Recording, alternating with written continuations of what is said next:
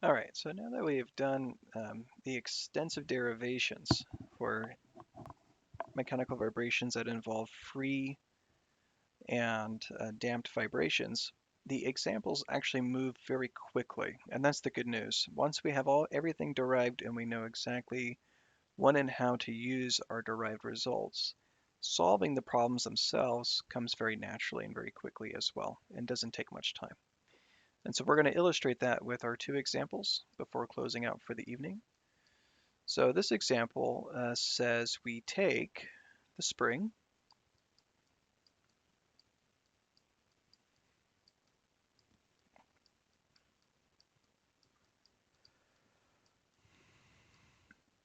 take the spring in mass system,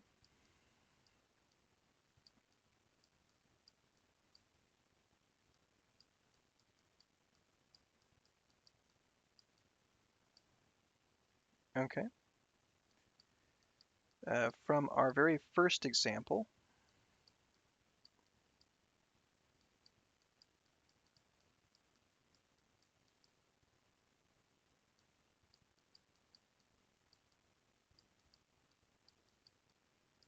that we did before.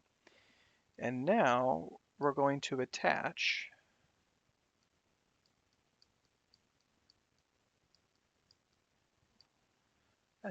a damper to it.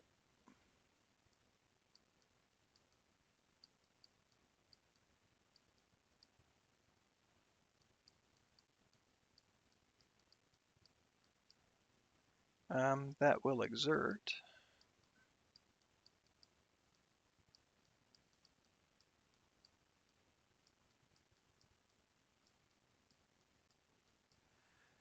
exert a force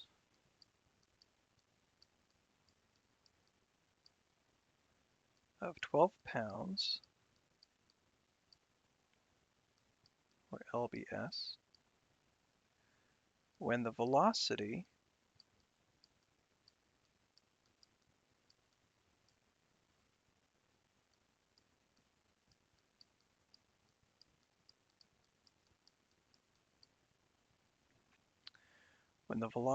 is 2 feet per second. Okay? And so with all that given, the question asks, find the displacement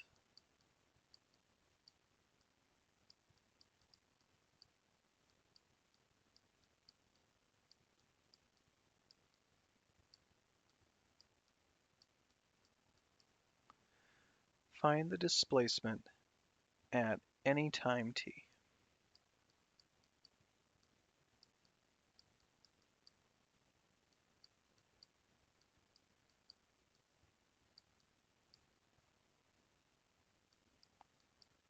which is also u of t. Okay? So let's make a couple remarks here. The mass and spring constant were already found in our first example, so we won't do that work here. What we do need is to find the damping coefficient, however. Now to do that, we will use the formula for the damping force given previously, but with one modification. So first of all, let's look at what the original damping formula was. That was the force for damping, and that was set equal to minus gamma times u prime, correct? That's what we had before. However, remember that the force and the velocity are always acting in opposite directions in our mechanical system. So if the velocity is upward, which means negative in our case, the force will be downward, which means positive.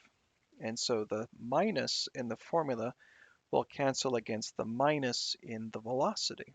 And likewise, if the velocity is downward, which makes it positive, and the force will be upwards, which makes it negative. So in this case, the minus sign in the formula will cancel against the minus in the force.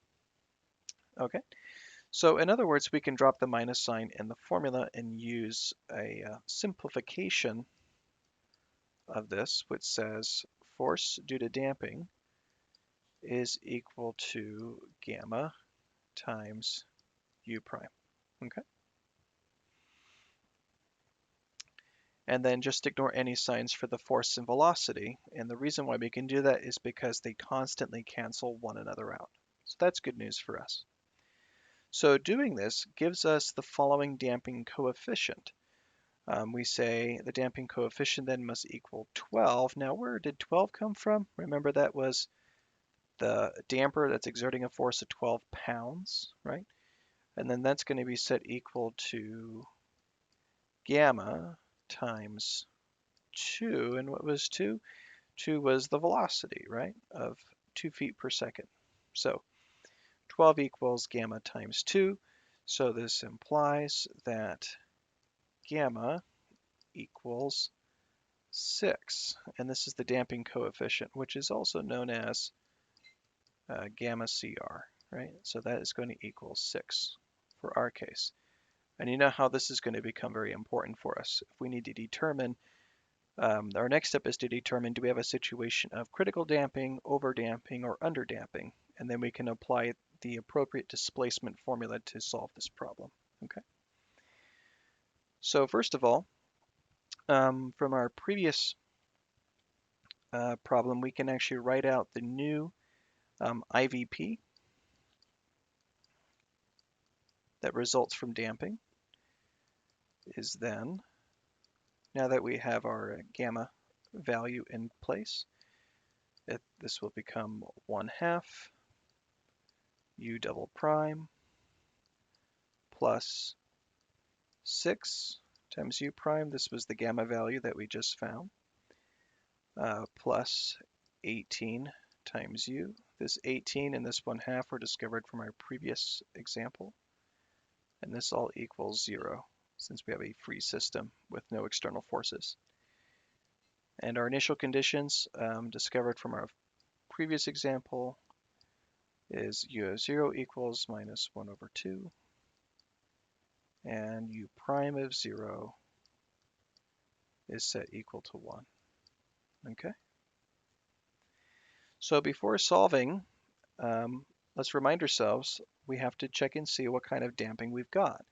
So to do this, all we need to do is calculate what the damping coefficient would be. So gamma CR is going to equal 2 times the square root of Km.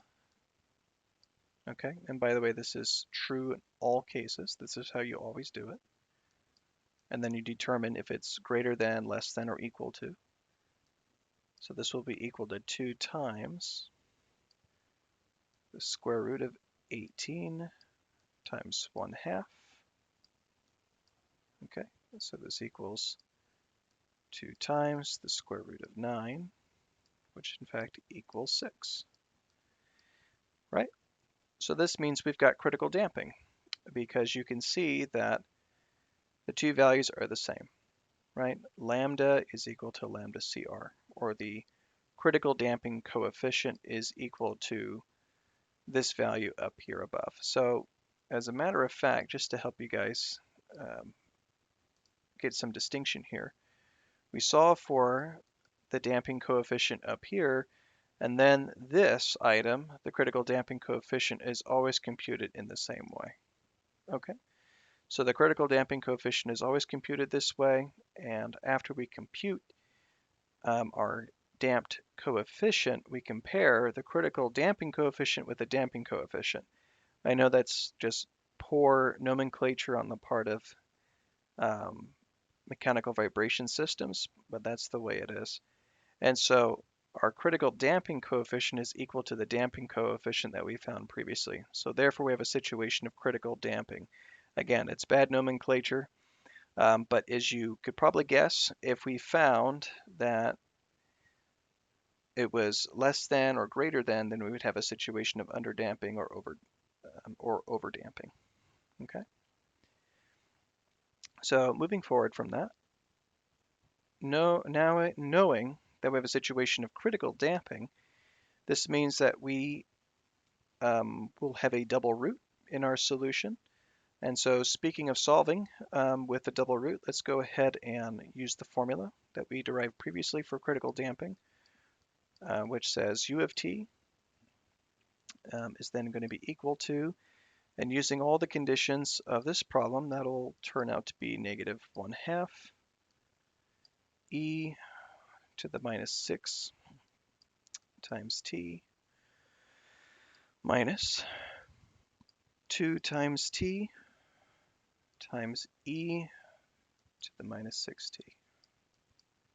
Okay. And then we can sketch this easily and see what this looks like after 3 seconds. All right, so here's time. So here's 1 second, here's 2 seconds, here's 3 seconds. And this is going to be negative 0.25. And this is going to be a negative 0.50. What occurs here is displacement comes rocketing up, then it starts to peter off as time goes on, just like that. All right, and that completes this example. We're going to do one more, and then that will be it for this evening.